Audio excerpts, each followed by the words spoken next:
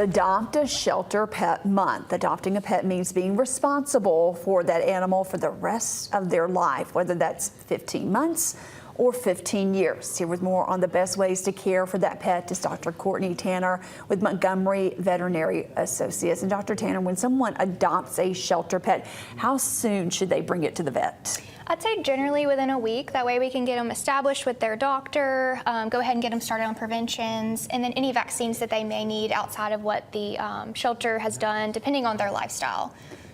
So when you adopt a shelter pet, sometimes they've lived life on the streets for a little bit. They could have some ailments. What things should we look for? Well, of course, they can all have a little bit of quirks. So they might just need a little time settling down, learning their new routine.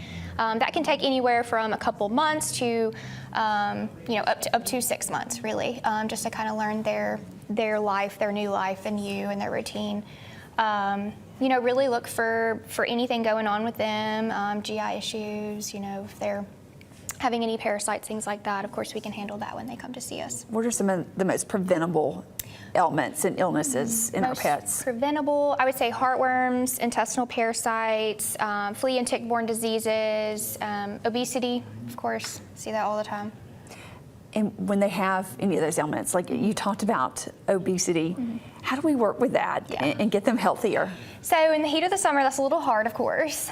So trying to get them out when it's cool, it's not 100 degrees outside. Now it's cooling down, so that helps. Dogs can be more active and not overheat.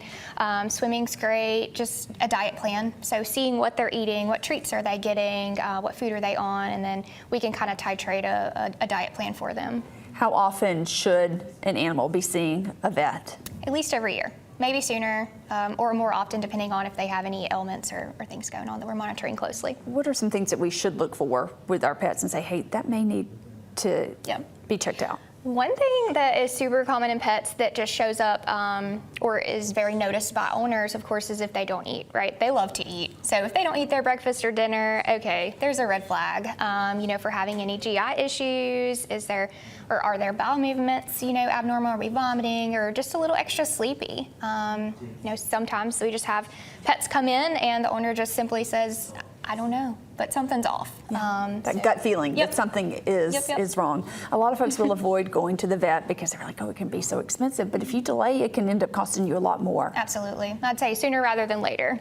And when it comes to cost treating your pets, how do maintenance and vaccination costs differ between a puppy and an adult? Puppies add up quick just because you're coming in every 3 weeks or so until they're 16 weeks old. But those visits are generally a little bit more affordable. But then the adult visits get a little bit more because you start adding in heartworm tests, blood work depending on their age, things like that. So adult visits do typically cost a little bit more, but puppy visits are just more frequent. So. When you get those animals, you said you want to establish that relationship with them when you adopt them from a shelter. When do you think it's an okay time? How long before you can say go on a trip? Go on a trip. They can typically, if it's just for the day, they can typically hold their bladder for about an hour per month of age. So if we're going to leave them at home, just kind of take that into account.